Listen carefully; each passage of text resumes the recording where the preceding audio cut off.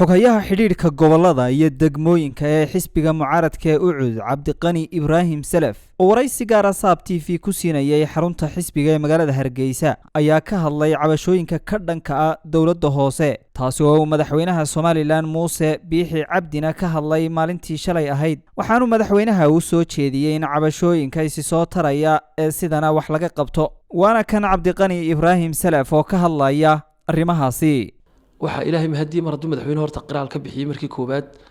taas waxa weeye waa arrin dastuuriya mar hadduu madaxweynuhu qiraal hadalka madaxweynuhu ma aha wax iska fudud hadalka madaxweynuhu waa digreeto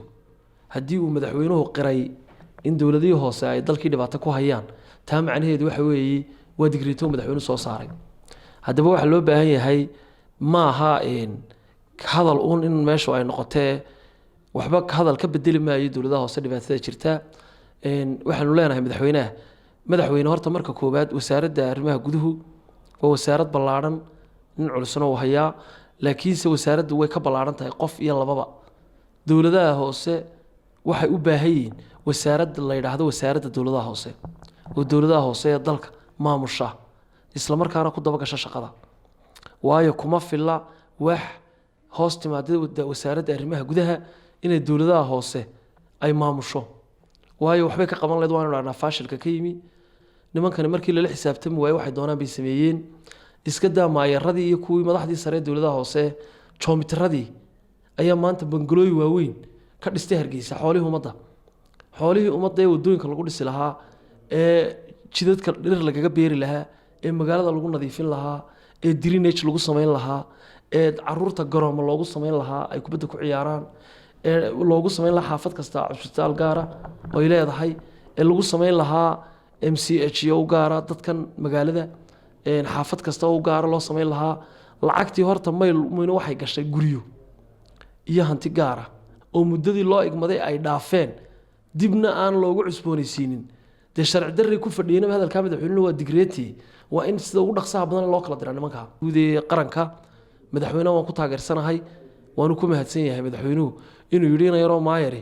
iskaga bixin maayo jidadka wuxuu doono ee guddi baa loo saarayaa qaran guddidaasana u bixin doonta magac la isla garto meel kasta oo aan ahayn magac qabyaaladaysan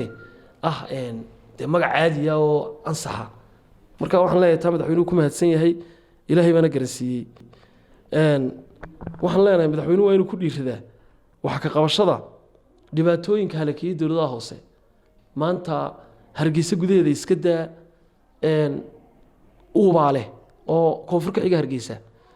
dantii guud waa la dhameeyay waqooyiga Hargeysa ilaa Geedeeble dan guud ma jirto bariga Hargeysa ilaa iyo Arabsiyo wixii ka sokeeya dan guud ma jirto waa la dhameeyay danta guud waa tii dadka wax loogu qaban lahaa waxaanu leenahay nimanka shacabka cashuur bixiyaashii cashuurtooda ku shaqaysaa haddii uu madaxweynuhu waxba ka qaban waayo shacabka cashuurtooda xaq waxay u leeyihiin inay goostaan oo yidhaahdaan ilaa ay dawlad sharci ah oo dawlad hoose sharci la soo dooranayo cashuur bixinayn mayna hadday maanta yidhahdaan calow xaq bay u leeyihiin dadweynuhu waayo waxaad arkaysaa maanta Hargeysa xaafado dhan oo saldhig bilis falahayn imika xaafadda Masallaha oo aan deganahay MCH bay lahayd qura Ali Fahad wararka Saab Hargeysa adeega cusub ee shirkadda Dahabshiil iyo Idahab casriyeynta hanaanka cusub ee xawilaadda Dahabshiil haddaba macmil adeegan cusub ee casriga ahi waxa uu ku sahlayaa in adigoo jooga gurigaaga hoose goobtaada shaqo aad lacag ugu xawishid asxaabtaada iyo ehelkaaga jooga daafaha dunida